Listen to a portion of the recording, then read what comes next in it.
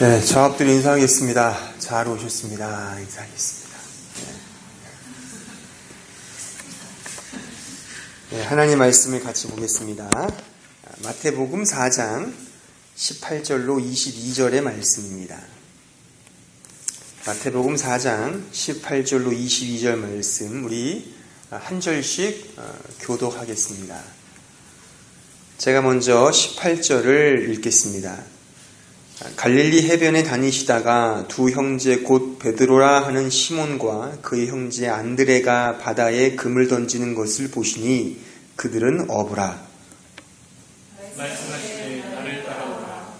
네가 너희를 사람을 얻는 어부가 되게 하리라 하시니 그들이 곧 그물을 버려두고 예수를 따르니라. 거기서도 가시다가 다른 두 형제 곧 세베대의 아들 야고보와 그의 형제 요한이 그의 아버지 세베대와 함께 배에서 금을 빚는 것을 보시고 부르시니 다 같이 봅니다. 그들이 곧 배와 아버지를 버려두고 예수를 따르니라. 아멘. 본문은 예수께서 갈릴리 해변에 다니시다가 베드로와 안드레 그리고 세베대의 아들들 즉 야고보와 요한을 부르시는 장면으로 되어 있습니다. 19절에 보시면 나를 따라오라 내가 너희를 사람을 낚는 어부가 되게 하리라 라고 그들을 부르시죠.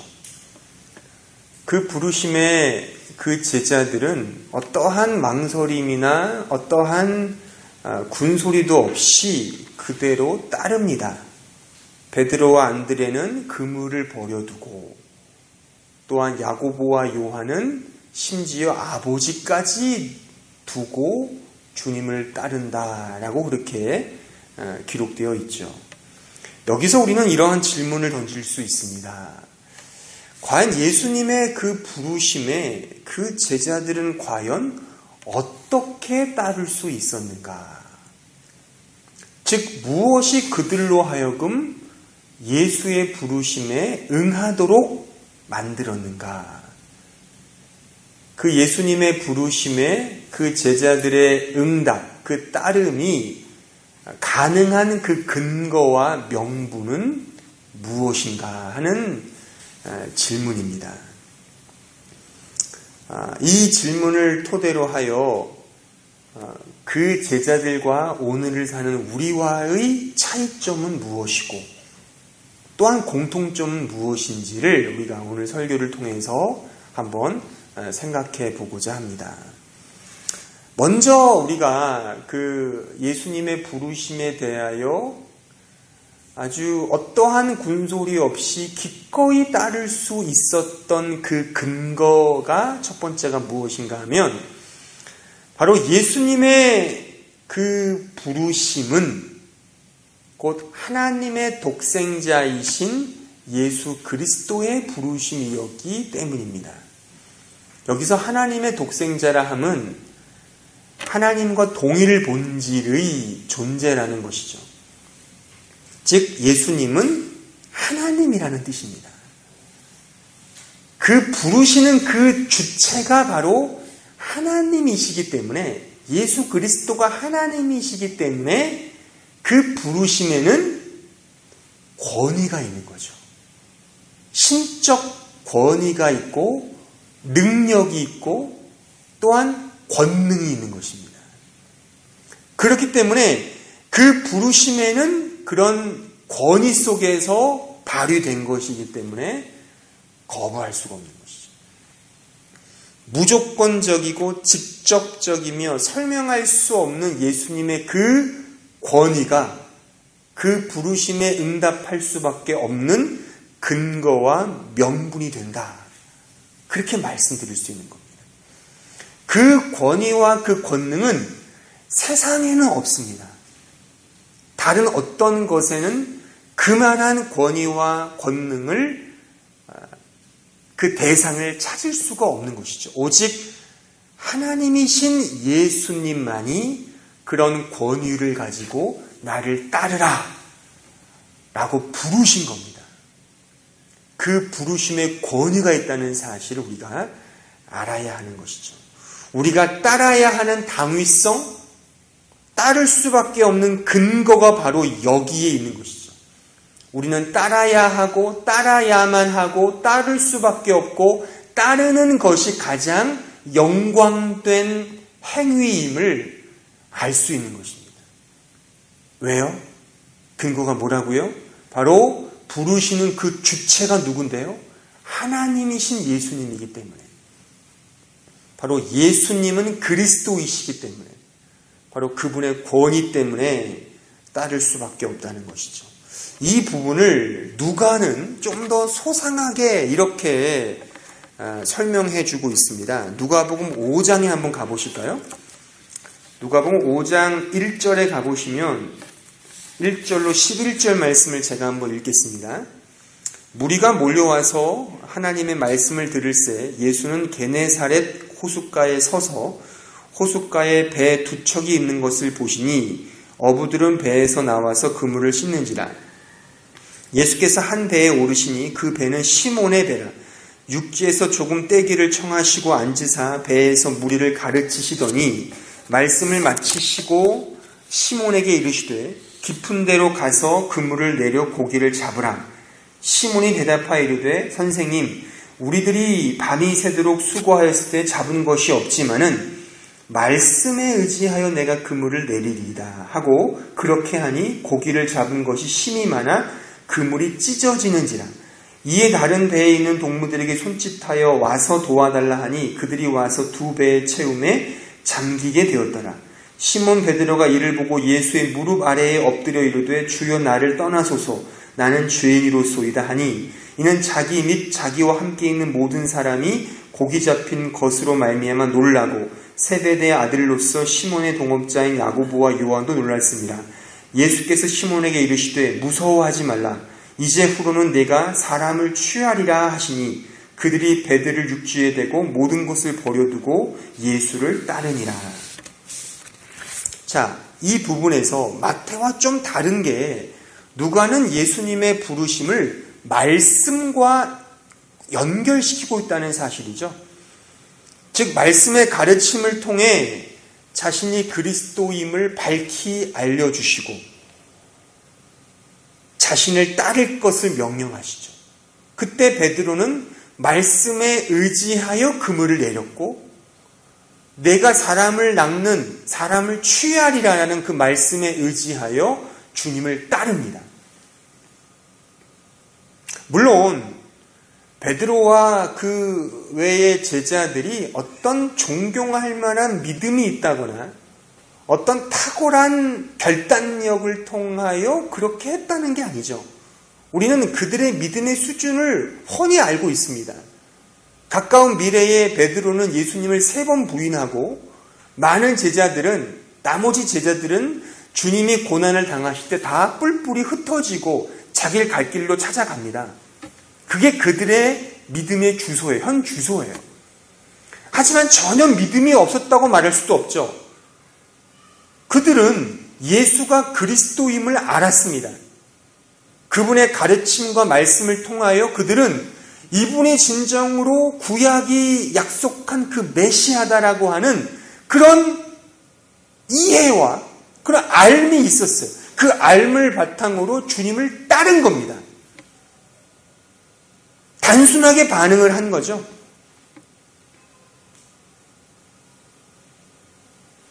그 따를 수밖에 없었던 그 근거와 동기는 다른 데 있는 것이 아니라 바로 예수가 그리스도이시고 그가 하나님이라고 하는 사실, 그 사실에 갖는 권위 때문에 그들은 따랐던 것입니다. 그 제자들은 순종을 했습니다. 예수님의 부르심에 제자들은 따른 것이죠. 근데 여기에서 부르심 그 자체의 원인과 근거와 또한 중요한 이유가 있죠. 따르는 자에게 어떤 원인과 조건은 있지 않습니다. 그래서 그 부르는 자에게, 그 부르는 것에 원인과 조건이 있기 때문에 거기에 우리가 이 말씀을 통해 초점을 두어야 할 그 내용이 있다는 것이죠. 또한 그 부르심은 자신의 인격에 매이도록 하는 부르심이에요. 인격에 매이게 하는 부르심. 그러니까 그 부르심은 은혜의 부르심이며 은혜로운 명령이 되는 겁니다. 예수님은 일생을 사시면서 어떤 조건을 내걸고 그 조건에 합당한 자만이 따라오라고 말씀하지도 않으셨고, 또한 아무나에게 나를 따르라고도 말씀하지 않으셨어요. 왜 그러냐 하면 예수님의 부르심, 그 부르심과 그 부르심의 응답의 그 내용은 한 인격이 다른 인격에 매이도록 하는 부르심이기 때문에 그렇습니다. 그러니까 그 부르심을 받은 자에게는 영적 경외심이 있을 수밖에 없죠. 왜요? 한 인격이 예수의 인격에 이렇게 매이는 것이기 때문에. 그게 부르심과 부르심의 응답의 상관관계거든요. 그런 의미 속에서 그 부르심은 인격으로의 부름이에요. 그 인격자가 누구신데요? 신적 권위를 가지신 바로 하나님이신 예수님, 그가 부르시기 때문에 그 부르심에 우리는 기꺼이 응답할 수밖에 없는 것입니다. 그 권위와 그 참 은혜를 베푸시는 분은 오직 예수님밖에는 없는 것입니다.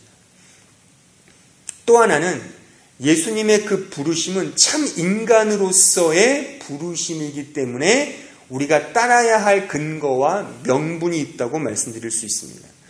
예수님은 참 하나님이시면서 동시에 참 인간이십니다. 단지 이렇게 흉내를 내시는 것이 아니라 우리와 똑같은 인간이세요. 인간으로서 우리를 부르신 거예요. 그분이 우리와 똑같은 삶을 사셨어요. 우리와 똑같이 고난을 당하셨고, 어떤 의미에서 아니죠. 궁극적으로 우리가 받아야 할 고난을 더 짊어지셨죠. 그런 인간으로서 그분이 가신 그 길을 따라오라고 하신 거예요. 그냥 그분은 안 가시면서 인류 가라가 아니죠. 예컨대 수학의 미분 적분을 풀 수 있는 사람이 그거를 가르칠 수 있는 거죠. 그 문제를 풀기 위해 골똘히 고민하고 막 머리를 쥐어짜고 막 그냥 허벅지를 꼬집고 그런 흔적들을 가진 사람만이 그런 흔적을 남길 수 있는 거고, 또한 어떤 학생이 그것을 동일하게 가르칠 수 있는 거죠. 바로 예수님이 그와 같다는 겁니다. 예수님이 부르신 그 자체의 권위가 있음과 동시에 그분이 그런 삶을 사셨고 우리와 똑같은 삶으로 우리를 부르시는 거예요. 그러니까 우리가 가야 할 길은 그 길밖에 없는 거죠. 근거가 있는 거예요. 그분이 걸어가지 않은 길을 우리 보고 가라고 하시는 것이 아니라 그분이 가신 그 길을 나를 따르라고 하신 거죠. 너는 가라가 아니죠. 나를 따르라. 내 뒤를 쫓아와라 이겁니다. 내가 선구자가 돼서 가겠다 이거죠. 하나님이신 예수께서 인간인 실존으로 오셔서 인간 각자의 실제 삶에서 부르시는 거예요. 여러분들 각자의 삶이 있잖아요. 그 각자의 삶을 통해서 부르시는 거예요. 그러므로 우리는 가야 할 명분과 근거가 있는 것입니다. 따라서 참 하나님이신 예수님, 참 인간이신 예수님이 우리를 부르십니다. 그럼 우리는 어떻게 응답해야 됩니까? 이제 정당한 행위를 발휘해야 합니다. 그것이 순종입니다. 그 부르심에 우리는 우리의 행위로서 행동을 해야 하는 것입니다. 독일의 신학자 디트리트 본회퍼는 제가 여러 번 설교 때 언급을 했던 인물인데, 이 사람은 이런 아주 명언을 남겼습니다. 오직 믿는 자만이 순종한다. 동시에 오직 순종하는 자만이 믿는다. 대부분의 신자들은 전자를 자신의 신앙생활의 모토로 혹은 원리로 삼습니다. 오직 믿는 자만이 순종한다고 그렇게 여겨요. 그러나 거기에 중요한 하나의 원리를 첨부해야 돼요. 아니, 대등하게 놔야 돼요. 그게 무엇이냐?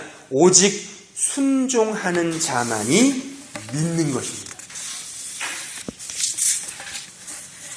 순종 없이 믿는 것, 그것은 종교적 기만 행위입니다. 복음의 무례함이고 더 나아가서 은혜의 싸구려화를 만드는 그 조장하는 그를 낳는 그런 원인이 되는 것이죠. 오직 순종하는 자만이 믿는 겁니다. 믿기 위해서 구체적인 행위를, 구체적인 명령에 순종하도록 우리를 들여야 하는 것입니다. 왜요? 믿음은 순종이고 순종은 믿음이기 때문에 그렇습니다. 이것은 뗄래야 뗄 수 없는 관계예요. 나는 믿는다 하면서 순종하지 않는다? 그건 가짜인 겁니다. 믿음은 반드시 순종을 낳고 순종은 반드시 믿음을 요청합니다. 같이 가는 거예요. 중요한 것은 그 믿음과 순종의 대상이 누구냐는 거예요. 누구예요? 바로 예수 그리스도라는 사실을 우리는 기억해야 됩니다. 우리가 믿어야 될 대상, 순종해야 될 대상은 바로 예수님인 거예요. 다른 데가 아니에요. 근데 오늘날 이 현대교회를 보면 이런 말을 종종 하죠. 교회가 곧 하나님이다. 그런 말을 하는데 이것은 제가 판단하기에는 상당히 이단적인 발상입니다. 물론 교회, 여기서 말하는 교회는 어떤 그 종교적 이익 집단 또는 종교적 마피아와 같은 그런 이 집단을 의미하는 거죠. 사실 원래 교회는 뭡니까? 교회는 히라브로 에클레시아라고 하잖아요. 이 에클레시아라는 뜻은 뭐냐면 밖으로 불러내다라는 뜻이에요. 즉 하나님께서 세상으로부터 당신의 백성을 거룩한 백성으로 불러내신 그 무리들을 교회라고 합니다. 좀 더 달리 표현하면 예수를 그리스도로 믿는 그 무리들, 그들을 교회라고 하는 거예요. 그래서 이런 교회를 근거로 할 때 그 옛날 고대의 기독교 순교자였던 키프리아는 교회 밖에는 구원이 없다라고 말하기도 했고, 또한 기독교의 유명한 교부였던 터툴리아는 우리는 물고기고 예수님은 물이다. 그래서 물고기가 물을 떠나서는 살 수 없듯이 우리는 예수님을 떠나서는 살 수 없다. 그런 말을 한 거예요. 거기서의 우리, 즉 교회는 바로 이런 개념. 하나님이 불러내신 거룩한 백성의 무리들을 말하는 거예요. 그러나 제가 아까 언급했던 그 잘못된 의미, 즉 교회는 하나님이다라고 외치는 이 종교 이익 집단들은 자신의 이익과 자신의 목적을 달성하기 위해 순종을 강요하죠. 목회자의 어떤 리더십을 완수하기 위해서 순종해야 한다는 식으로 성도들을 가르친단 말이에요. 이건 잘못된 거라 이거예요. 우리가 믿어야 할 대상, 우리가 순종해야 할 대상은 오직 예수 그리스도인 겁니다. 예수 그리스도가 말씀했기 때문에 우리는 순종하는 거거든요. 따라서 참 순종은 뭐냐면 행위예요. 순종은 행위예요. 하지만 잘 들으세요. 행위지만 그 행위 자체를 바라보는 게 아닙니다. 참 순종은 우리의 행위를 요구하시는 예수 그리스도와 그의 말씀에 집중하는 거예요. 이게 참 순종입니다. 이해하시죠? 다시 설명합니다. 참 순종은 행위예요. 하지만 행위 그 자체에 우리의 초점과 우리의 바라봄이 있는 게 아니라 우리의 행위를 요구하시고 우리에게 행동하도록 촉구하시는 그 예수 그리스도, 그의 말씀, 거기에 우리의 초점을 두고 바라보는 것이다. 우리가 이 마태복음 14장에 가보시면 이런 28절 이하에 보시면 이런 말씀이 있어요. 그 베드로가 이제 배 위에서 예수님이 물 위에 계신 거예요. 그래서 베드로가 자기도 배에서 내려서 물 위를 걷고자 하는 마음이 있는 거죠. 근데 불가능하죠. 어떻게 인간이 걸을 수 있어요. 그렇잖아요. 그때 베드로가 뭐라 그러냐면 주님께서 명하셔서 나를 좀 오라고 해주십시오. 그렇게 말하거든요. 그때 주님이 오라! 라고 말씀하세요. 그때 베드로가 그 말씀을 듣고 배에서 내려서 물 위를 걷습니다. 그 말씀에 의지하여 하는 거예요. 예수님과 그 예수의 말씀에 근거하여 행동하는 겁니다. 여기서 우리는 이런 생각을 하죠. 지금 오늘 설교의 주안점은 뭐냐면 순종이거든요. 잘 생각해 보세요. 만약에 베드로가 그 말씀을 들었어요. 근데 행동하지 않았다면 그 소위 말씀을 믿었다는 것은 꽝인 겁니다. 그 말씀을 듣고 행동에 옮겨서 오라 하시는 주님의 말씀에 그는 그냥 단순하게 순종을 했어요.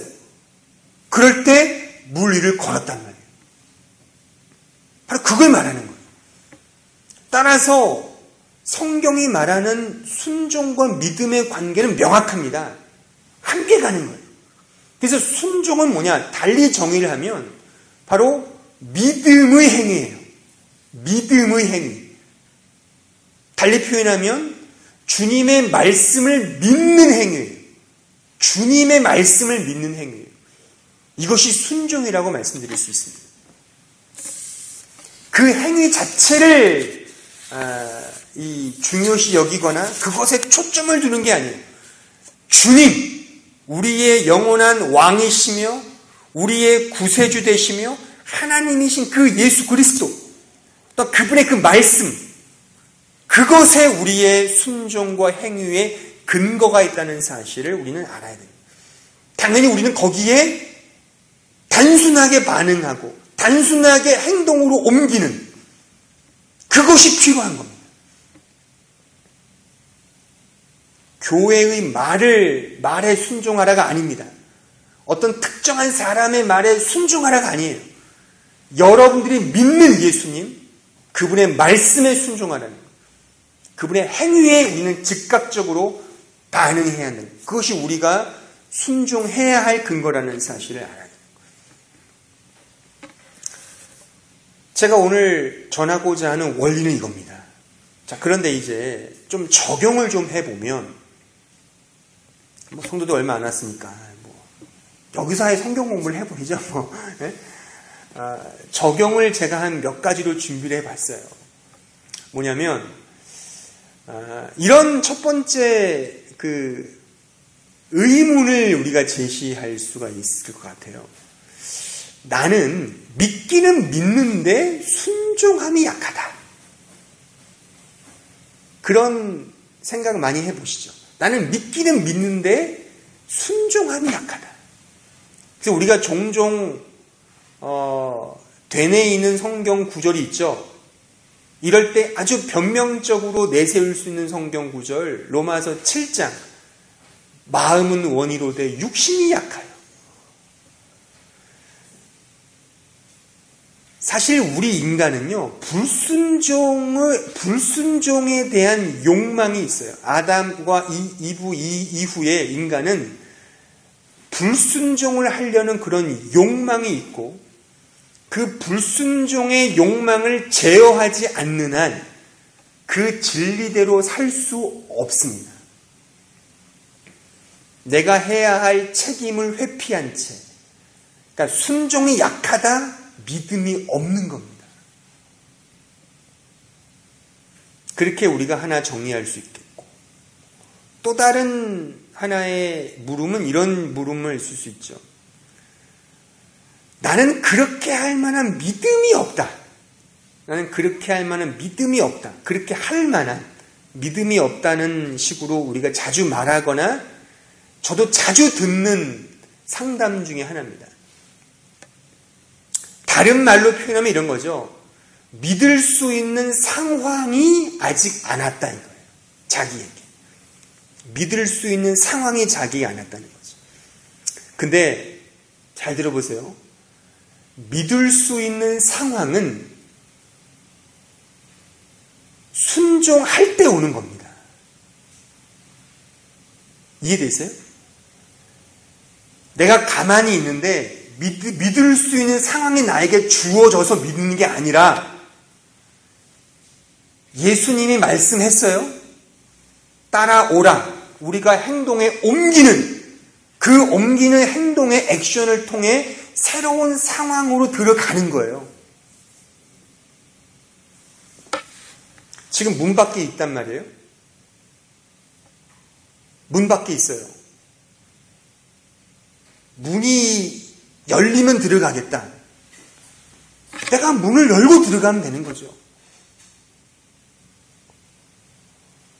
내가 행동하지 않고 순종하지 않으면 결코 새로운 상황에 직면할 수 없습니다. 아까 제가 언급한 본 해퍼는 또 이런 말을 했어요. 부족한 믿음을 부족한 순종의 탓으로 돌리고 부족한 순종을 부족한 믿음의 탓으로 돌리는 것은 악한 도피다.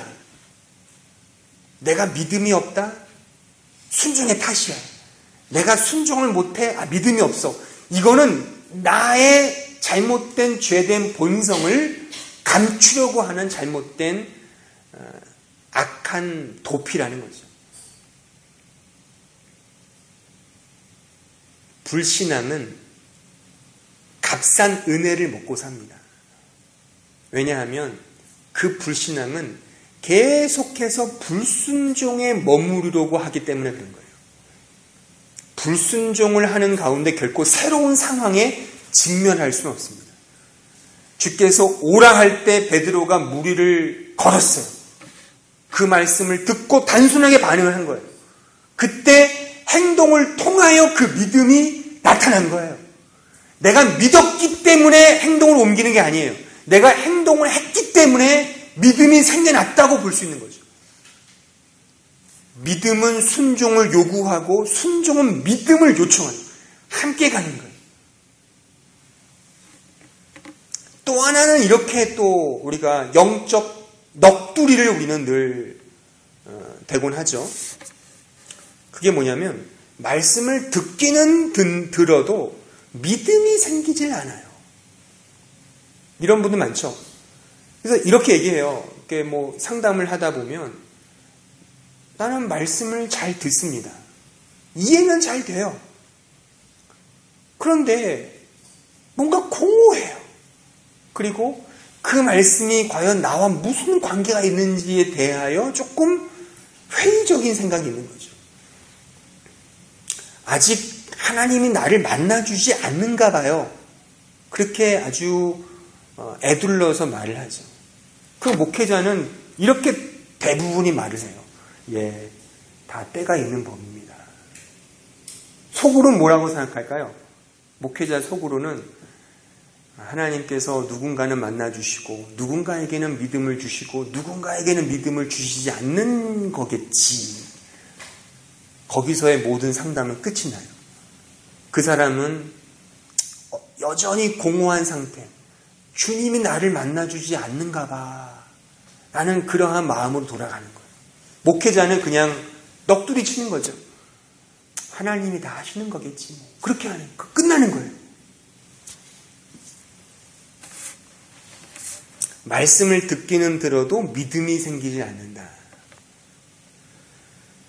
이 부분에 대해서도 본 해퍼는 이렇게 조언을 합니다. 이런 상담에 대해서 이렇게 처방을 하는데 당신은 불순종하고 있습니다. 당신은 예수님께 순종하기를 거부하고 있습니다. 당신은 당신 스스로가 주인 노릇을 하기를 원하고 있습니다.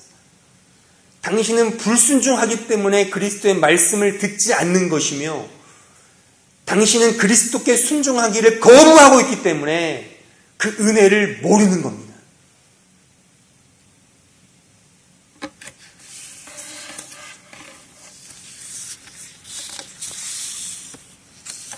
당신은 그 당신의 괴로움은 곧 당신의 죄 때문입니다. 그렇게 일침에 가하면서 말하고 있어요. 우리가 말씀을 들어도 믿음이 안 생긴다? 말씀을 듣기는 좋아한다? 이해는 된다? 믿음이 안 생긴다? 왜 그런지 아십니까? 불순종하는 증거입니다. 여러분들이 단순하게 그 말씀에 대하여 순종하며 행동으로 나아가지 않기 때문에 여전히 그 믿음의 길로, 그 믿음의 세계로 가지 못하는 거예요.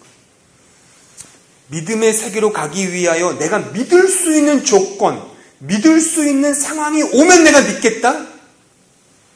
이거를 좀 더 아주 좀 노골적으로 말하면 나에게 복권 당첨만 믿겠어요? 라고 뭐가 달라요? 네? 우리가 그렇게 많이 욕하는 나에게 뭔가를 보여주신 믿겠다와 뭐가 달라요?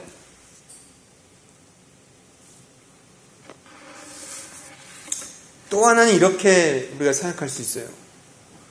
당신은 믿음과 순종 중에 어디에 더 치우쳐 있는가? 한번 그 물음에 대해 답을 한번 생각해 보세요. 나는 과연 믿음과 행위 중, 순종 중 어디에 더 많이 치우쳐 있는가? 사실 이 질문 자체가 옳은 거죠. 왜냐하면 제가 지금 거듭 말씀드리는 것처럼 믿음과 순종은 이분법적으로 나눌 수가 없는 거예요. 믿음과 순종, 믿음과 행위는 같이 가는 거예요. 하지만 우리는 자꾸 이걸 나누려고 생각해요. 왜요? 상대적으로 행위를 조금 강조하기를 싫어하니까. 그것이 우리의 문제일 수 있는 거예요. 하지만 성경은 그리스도가 말씀한 것에 대한 즉각적인 반응, 즉각적인 순종, 즉각적인 행동을 취하기를 요구하십니다. 나를 따르라 라고 할 때에 제자들은 따랐어요. 물론 그들이 믿음이 탁월해서가 아니에요. 우리가 존경할 만한 믿음이 있어서가 아니라 주님의 말씀, 그 예수는 그리스도임을 알고 그분의 말씀 앞에 그냥 즉각적으로 반응을 한 거예요. 그걸 요구하시는 거예요. 단순한 순종, 단순한 행위.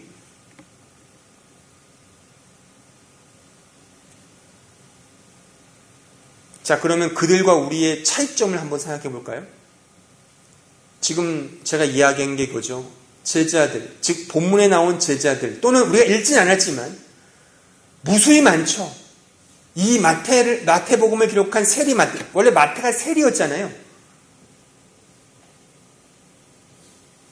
예수께서 마태를 부르십니다. 그는 즉각 다 버리고 주님을 쫓았어요. 모든 제자들이 마찬가지였어요. 주님이 부르시니 그들은 따랐어요.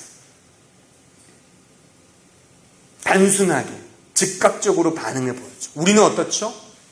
우리는 생각이 많죠. 이렇게 말하면 여러분들 또 이렇게 약간의 오해 내지는 반감을 살 수 있죠. 아이, 목사님 허구한 날 생각하라, 뭐 분별하라고 말씀해 놓고 지금 와서는 너무 생각이 많다고 또 이렇게 말씀하시면 우리는 어떻게 하라는, 누구의 장단에 춤을 추라는 말씀입니까? 지금 여기서 말한 생각은 나의 불순종을 합리화하려는 생각이죠. 우리가 하나님이 어떤 분인지는 생각을 해야 돼요. 그거는 생각을 하지 말자가 나쁜 거죠. 생각을 더 많이 하셔야 돼요. 근데 지금 제가 말하는 이 생각은 동일한 텍스트가 아니에요. 여기서 생각이 많다는 것은 내가 불순종을 하려는 그 자체의 합리화를 위해. 아이, 난 믿음이 없어. 아까 제가 몇 가지 적용점으로 이야기해 드렸듯이 내가 믿음이 없잖아. 난 순종하면 약해. 마음은 원이지만 육신이 약해. 이런 식으로 자꾸만 생각을 번잡하게 함으로써 단순하게 반응하는 것에 대하여 스탑하는.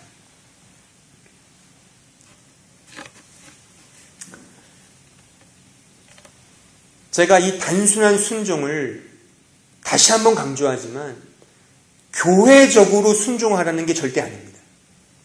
어떤 목회자의 지도 방침에 대해 순종하라는 게 절대 아니에요. 어떤 공공의 질서, 교회의 건덕, 어떤 공적인 이익과 어떤 것을 이루기 위한 목적을 위하여 순종하라가 아니에요.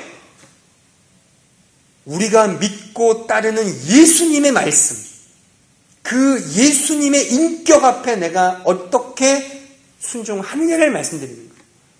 아시겠죠? 오해하시면 안 돼요.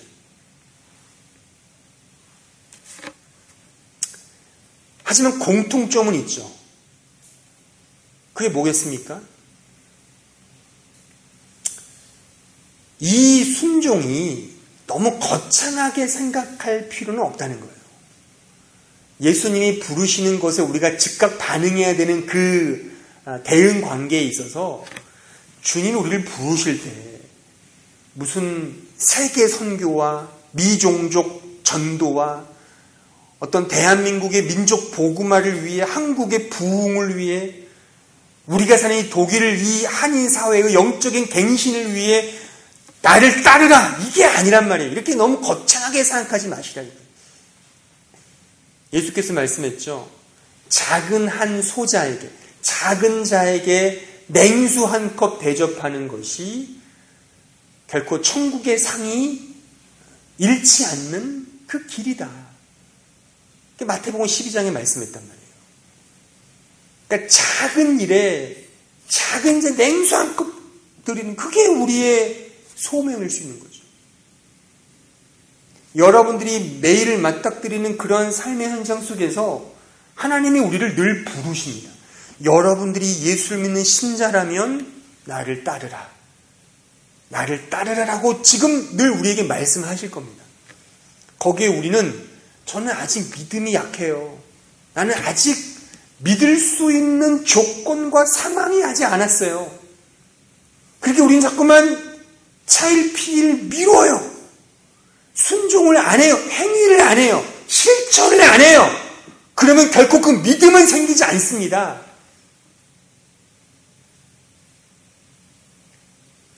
그래서 마틴 루터는 이런 말도 했었어요. 이 루터교의 그 교리에 보면 루터가 믿음을 강조했지만 그 루터교에 이런 말도 있다는 걸 기억하세요. 믿음이 없는가? 교회에 나와라. 말씀을 들어라.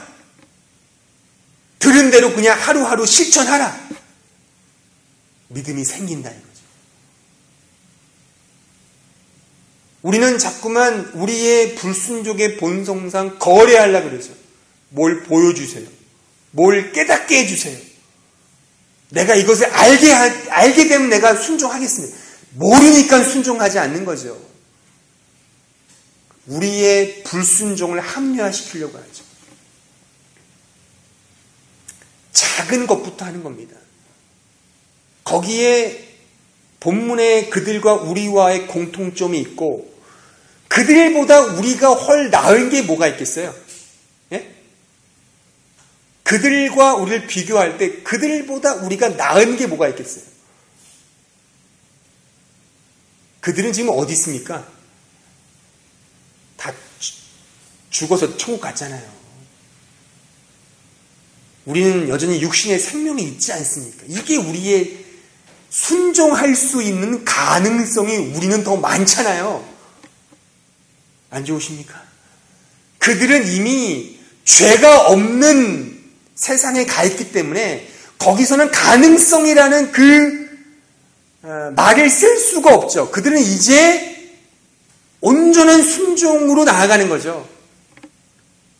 지금 우리에게는 가능성이라는 열려져 있는 세계로의 튜닝할 수 있는 기회가 너무나 많죠. 이걸 좋게 본다면 우리에게는 장점인 거예요. 여전히 주님은 우리의 삶 속에서 우리를 부릅니다. 나를 따르라. 따라오라. 우리는 따라야 합니다. 따르면 새로운 상황, 새로운 믿음의 세계로의 경험을 하게 될 겁니다. 따르지 않고 변명을 하거나 유보하거나 그러면 그 상태 그대로 가게 될 거예요.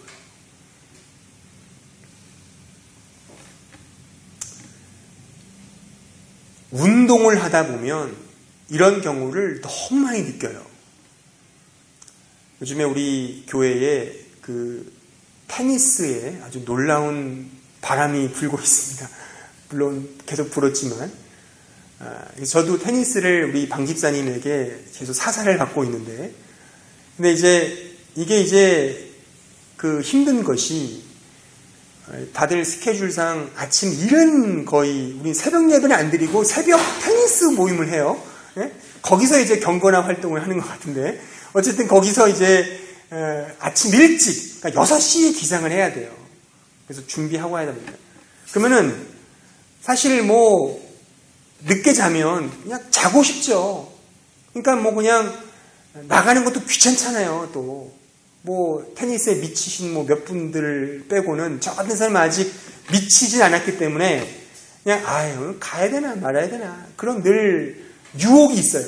그러면은 그런 유혹을 이기고 그 아주 포근하고 안락한 침대에 누워 있다가 일어나야지 하고 눈을 뜨고 일어났을 때 나서 저기 이제 발트에 가서 이제 테니스장 가서 딱 치고 샤워를 하고 나올 때 이게 만약 계속 침대에 누워 있었으면 이 기분을 못 느꼈겠지. 그 맛에 또 가는 거예요. 계속. 그러다 보면 점점 그 실력도 올라가는 거죠. 그러니까 우리 신앙도 마찬가지예요. 신앙이 정체된 이유가 뭔지 아십니까? 안 하셔서 그래요. 움직이질 않으셔서 그런 거예요. 우리에게 주어진 그 순종의 거리들이 있잖아요. 얼마나 많아요. 성경에 보면. 거기에 대해 우리가 순종하는 거예요. 더 많이 참고 인내하고 아량을 베풀고 그게 다 우리의 부르심이잖아요. 안 그랬습니까? 거기에 우리는 부름을 받은 거예요. 대접하고 더 남을 더 존중하고 그런 부르심에 내가 지금은 이 모양 이 꼴이야. 믿음이 없으니까 내가 이렇게 안 돼. 그렇게 그냥 자기를 내려놓으면 결코 성장이 없다니까요. 따라가야 돼요. 행동해야 돼요. 실천해야 돼요. 그럴 때 그런 작은 실천과 작은 따름을 통해 뒷따름을 통해 우리의 믿음도 성장하는 겁니다. 믿음이 있고 순종이 있는 게 아니에요. 그렇다고 순종이 있고 믿음이 있는 게 아니죠. 같이 가는 거예요. 근데 오늘 본문은 나를 따르라 할 때에 군소리 없이 오늘 마태는요 누가복음과 달리 어떠한 말도 없어요. 그냥 따르라. 그러니까 우리는 상상을 하죠. 제자들이 이미 예수님을 많이 알고 있었을 거야. 아마 믿음이 컸을걸. 그러니까 그물을 버려두고 세베대의 아들들은 뭐예요? 자기 아버지까지 버리고 따랐다는 거죠. 아주 믿음이 컸을 거야. 우린 이렇게 못해. 왜? 믿음이 없으니까. 그렇게 우린 자꾸만 어떤 상황을 만들어요. 성경에 대하여 우리의 상황을 자꾸만 주입해서 성경이 기록된 게 아닌 다른 것으로 실천을 얻으려고 하죠. 절대 그렇지 않습니다. 성경은 단순한 우리의 순종을 원하는 거예요. 큰 게 아니에요. 너가 지금 할 수 있는 그 한도 내에서 하라는 거예요. 그것이 우리가 해야 할 이 시대의 소명입니다. 오늘 말씀을 기억하시고 계속 주님은 우리의 삶 속에서 부르십니다. 구체적인 행동을 취할 것을 요구하십니다. 이것이 믿음입니다. 그 믿음을 거부하시는 어리석은 자들이 되지 마시고 작은 일이지만 하나하나 믿음으로 실천하셔서 계속 거듭 말씀드리지만 교회나 어떤 인간의 말에 순종하라는 게 아니에요. 여러분들이 믿고 있는 예수님, 그분의 말씀에 순종하라는 거예요. 이것을 마음에 기억하고 그분을 따라 하루하루 살아가신 우리 모두가 되시기를 진심으로 바랍니다.